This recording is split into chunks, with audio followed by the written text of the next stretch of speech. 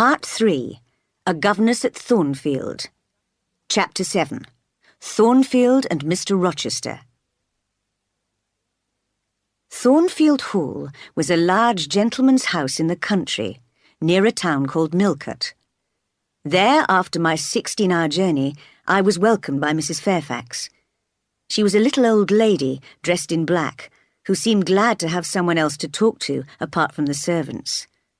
Although the house was dark and frightening, with its big rooms full of heavy furniture, I was excited at being in a new place and looked forward to my new life there, working for kind Mrs Fairfax. But I was surprised to discover on my first full day at Thornfield that Mrs Fairfax was not in fact the owner, as I had assumed, but the housekeeper, and that my new master was a Mr Rochester, who was often away from home. My pupil was a girl called Adele, 7 or 8 years old, who was born in France and could hardly speak English. Luckily, I had learnt French very well at Lowood, and had no difficulty in communicating with young Adele, a pretty, cheerful child. It appeared that Mr Rochester, who had known Adele and her mother very well, had brought Adele back to England to live with him after her mother had died. I taught her for several hours every day in the library, although it was not easy to make her concentrate on anything for long, as she was clearly not used to the discipline of lessons. One day, I took the opportunity of asking Mrs Fairfax a few questions about Mr Rochester, as I was curious about him, and the little housekeeper seemed happy to talk. "Is he liked by most people?" was my first question. "Oh, yes. His family have always been respected here. They've owned the land round here for years," she replied. "But do you like him? What is his character like?" "I've always liked him, and I think he's a fair master to his servants. He's a little peculiar, perhaps. He's travelled a lot, you know. I expect he's clever, but I can't tell, really." "What do you mean, peculiar?" I asked, interested. "It's not easy to describe. You're never sure whether he's serious or joking. You don't really understand him, at least I don't. But that doesn't matter. He's a very good master." I could get no further information from Mrs Fairfax about Mr Rochester, but instead she offered to show me round the whole house. We went through many large, impressive rooms, finally reaching the top floor, where there was a narrow corridor with several small black doors, all shut. I stopped to look at them, and thought for a moment they looked like prison doors, hiding evil secrets. No sooner had I turned away to go downstairs than I heard a strange, ghostly laugh. "Mrs Fairfax," I called out, as the housekeeper was already on her way downstairs. "Did you hear that laugh? Who is it?" "It may be Grace Poole," she answered calmly. "She's paid to help the housemaid in her work, and always sews in one of those rooms." I heard the laugh again. It did not sound human to me. "Grace!"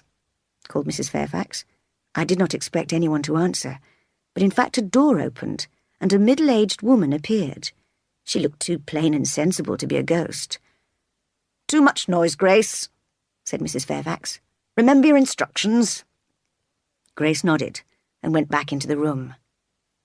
Several times in the next few months, I went up to the top floor again, where I could look out of the high windows in the roof to see the surrounding countryside and be alone with my thoughts.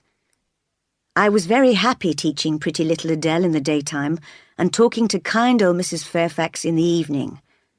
But I felt that something was missing from my life. I had dreams of a greater and better life, and above all, I wanted to do more.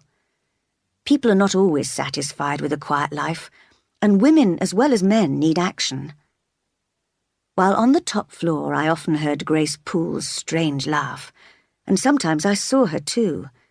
She used to go silently in and out of the room with a plate of food or a glass of beer.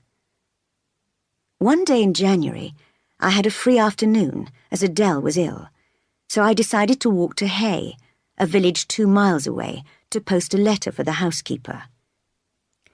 It was a bright, frosty day, and I was enjoying the fresh air and the exercise.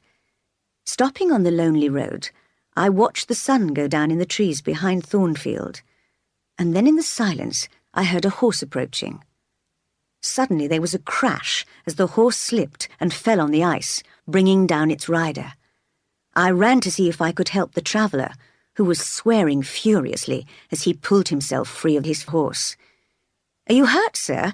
Can I do anything?" I asked. "Just stand back," he growled, as he lifted himself painfully to his feet. Obviously his leg hurt him, and he sat down quickly. "If you need help, sir, I can fetch someone either from Thornfield Hall or from Hay," I offered. "Thank you, but I don't need anyone. I haven't broken any bones," he replied crossly. I could see him clearly in the moonlight. He was of medium height, with wide shoulders and a strong chest. He had a dark face with angry-looking eyes and was about 35. If he had been a young, attractive gentleman, I would have been too shy to offer help, but as he was not handsome and even quite rough, I felt I wanted to help him. "I can't leave you, sir, so late on this lonely road till I see you're fit enough to get on your horse," I insisted. He looked at me for the first time when I said this. "I think you ought to be at home yourself," he answered. "Do you live near here?" "In that house over there," I said, "and I'm not at all afraid of being out at night. I'm just going to Hay to post a letter, and I'll be happy to take a message for you." "You live in that house?" he asked, surprised, pointing to Thornfield Hall, which was lit up in the moonlight. "Yes, sir," I replied. "Whose house is it?" he asked. "Mr. Rochester's."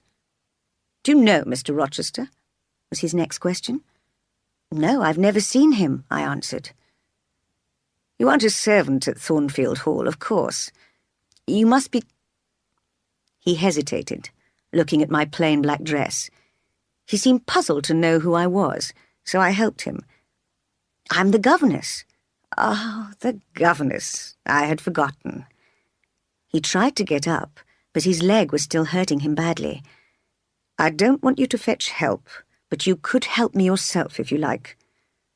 "Of course, sir," I said. And so he leaned his weight on my shoulder, and I helped him walk to his horse. In a moment, he had jumped onto the horse's back. "Thank you. Now take your letter to Hay, then hurry home," he called as he rode off into the distance. I walked on, glad to have helped someone, to have done something active for once. In my mind, I saw that dark, strong face, and I still felt excited by our meeting. Even when I arrived back at Thornfield, I did not go in for a while. I did not want to go into the dark house, where I would spend the evening quietly with old Mrs. Fairfax. So I stayed outside, staring up at the moon and the stars with a beating heart, wishing and dreaming of a different, more exciting life. When I entered, the servants told me that Mr. Rochester had arrived, and that he had hurt his leg when his horse slipped on ice on the road to Hay.